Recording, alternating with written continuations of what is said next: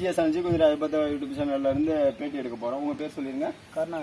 கருணாகரன். இப்போ நம்ம ஊசி போட்டு தோராயமாக எத்தனை கன்று போட்டிருக்கோம்? ஒரு அப்ராக்சிமேட்டாக இத்தனை வருஷத்தில் ஒரு 10 வருஷமா போடுறீங்க. இப்போ நம்மள்ட்ட ஒரு 7-8 மாடுகிட்ட இருக்கு. 7-8 மாட்டுக்கிட்ட இருக்குது. இப்போ போன முறை வந்து நம்ம 4 மாடு ஒன்றா ஊசி போட்டு போனோம். அதில் எத்தனை பிடிச்சது? 3 மாடு கண்ணு போட்டுருச்சு. ஒரு மாடு மட்டும் செனை பிடிக்கல. அது ஒரு மாடு மட்டும் செனை பிடிக்கல. அது இப்போ ஊசி போட்டிருக்கோம். சரி, அந்த 2 மாடு என்ன கண்ணு போட்டுச்சு? 3 மாடு. ஒரு 3 மாடு. 2 மாடு வந்து கால கண்ணு, ஒரு மாடு பொட்டை கண்ணு. ஓகே, மாடு வளர்க்குறதுக்குலாம் உங்களுக்கு ஆர்வமாக இருக்குங்களா? ஆசை இருக்கு. சரி, ஓகே. இப்போ இங்கே நம்ம கருணாகரன் சொல்லிட்டு அரிய கோஷ்டியில் பேட்டி எடுத்திருக்கோம். இவர் சொல்கிறாரு, இப்போ நம்ம 4 மாடு ஊசி போட்டு போனாலும் 3 மாடு கண்ணு போட்டுருச்சு அப்படிங்கிற மாதிரியா. ரெண்டாவது நம்ம தோராயமாக எத்தனை மாடு இது கண்ணு போட்டிருக்கோம் அப்படின்னு கேட்கும்போது எத்தனை மாடு சொன்னீங்க?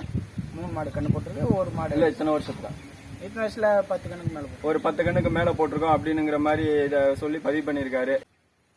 நம்ம பார்த்துட்டு இருக்கிறது அரிய கோஷ்டியை சேர்ந்த கருணாகரன் அப்படிங்கிறவங்களுடைய மாட்டு பண்ணையை தான் நம்ம பார்த்துட்டு இருக்கோம். இவங்க வந்து என்ன சொல்லியிருக்காங்க அப்படின்னா, சார் நீங்கள் ஊசி போடுறதெல்லாம் கரெக்டாக சின பிடிச்சிட்டு இருக்குது. அதுலேயும் எங்களுக்கு ஒரு இது என்ன அப்படின்னா, 4 மாடு நீங்கள் ஊசி போட்டு போனீங்க, அதில் ஒரே ஒரு மாடு தான் எங்களுக்கு ஃபெயிலியர் ஆகிருக்கு. 4 மாட்டில் 3 மாடு கரெக்டாக கண்ணுக்குட்டி போட்டிருக்கு அப்படிங்கிறத அவர் உறுதியாக சொல்லியிருக்காரு.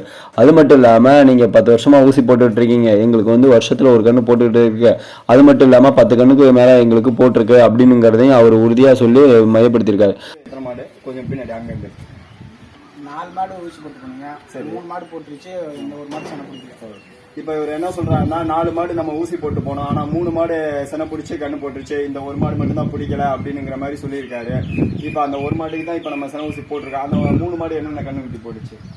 2 காலை, ஒரு பொட்டை. 2 மாடு வந்து 2 காலை கண்ணுட்டி. எப்பயுமே வந்து பார்த்தீங்கன்னா அவங்க வந்து இப்போ 21 நாள் கழிச்சு மாடு வந்து பருவத்துக்கு வந்துருச்சா இல்லையானுங்கிறதையும் பார்க்கணும். ரெண்டாவது வந்து 3 மாதம், அதாவது 90 நாளில் மாடு செனையாக இருக்கா அப்படிங்கிறதையும் செக் பண்ணணும். இல்லை அப்படின்னா இர்ரெகுலராக இருக்குது அப்படிங்கிறத நம்ம தெரிஞ்சுக்கலாம். அது மட்டும் இல்லாமல் லோக்கலில் ஹாஸ்பிட்டல் இருந்துச்சுன்னா அங்கே நீங்கள் ஓட்டிகிட்டு போய் மாடு இந்த மாதிரி செனை ஊசி போட்டிருக்கோங்க வர்றவங்கள்ட்ட, இந்த மாதிரி 90 நாளில் வந்து மாடு செனை செக் பண்ண சொன்னாங்க அப்படின்னு சொல்லி நீங்கள் செக்கப்பும் பண்ணியிருந்துருக்கலாம். ஆனால் நீங்கள் ரெண்டுமே பண்ணலை அப்படிங்கிறனால உங்களுக்கு ஒரு வருஷம் ஓடியே போயிடுச்சு. அது மட்டும் இல்லாமல் தொடர்ந்து 3 முறை செனை ஊசி போட்டு செனை பிடிக்கல அப்படின்னுங்கும் போது அங்கே இருக்கிற கால்நடை மருத்துவரை கொண்டு தகுந்த சிகிச்சை அளிச்சிருக்கணும். அப்போ தான் அந்த மாடு மறுபடியும் செனை பிடிச்சிருந்துருக்கும். இப்போ மாடுகளை பராமரிக்கிறவங்களுக்கு உரிய வருமானம் கிடைக்கணும்னா மாடுகளை ஆண்டுக்கு ஒரு கண்ணு ஈனணும் அப்படிங்கிறது தான் நம்ம சொல்லியிருக்கோம் ஏற்கனவே. அது வந்து 100% உண்மைதான். ஏன்னா மாடு வந்து வருஷத்துக்கு ஒரு கண்ணு போட்டால் தான் அந்த பால் கறந்து அந்த பாலை ஊற்றி அதிலிருந்து வருமானம் அவங்க பெருக்க முடியும். ஆனால் இவங்களுக்கு அந்த ஒரு வருஷத்தில் அந்த மாடு செனை பிடிக்கல அப்படின்னுங்கும் போது அவங்களுக்கு அதில் வந்து ரொம்ப ஒரு இழப்பீடுன்னு சொல்லலாம் வருமானத்தில். இது மாதிரி இதெல்லாம் எப்படி நம்ம சரி செய்யறது அப்படின்னு பார்த்தீங்கன்னா, இப்போ பொலிகாலைன்னு சொல்லுவாங்க. அந்த பொலிகால மாட்டில் தாண்டதை தவிர்க்கணும். செனை அறிகுறிகளை தவறாமல் கவனித்து வரணும். நேரத்தில் செனை ஊசி போடணும். செனை ஊசி போட்ட பின்னாடி 2-3 மாதத்தில் செனை பரிசோதனை கண்டிப்பாக செஞ்சாகணும். மாடுகளை சுகாதாரமான கொட்டகை அமைப்பு மற்றும் சமச்சீர் தீவனம் கொடுக்கணும்.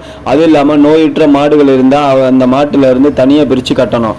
இப்போ செனை ஊசி போடுறதுக்கு முன்னாடி இதெல்லாம் அவங்க கவனித்து வரணும். அப்போ தான் அந்த மாடு வந்து 90 நாளில் செனை பிடிச்சிருக்கா இல்லையா அப்படிங்கிறதையும் நம்ம கவனித்து செனை செக் பண்ணி செனை இருக்குது இல்லை அப்படிங்கிறத அவங்க கன்ஃபார்ம் பண்ணிக்கலாம். டிடிஜிஎஸ் யூடியூப் சேனல் பிடிச்சிருந்தா லைக் பண்ணுங்கள், ஷேர் பண்ணுங்கள், கமெண்ட் பண்ணுங்கள். தேங்க்யூ.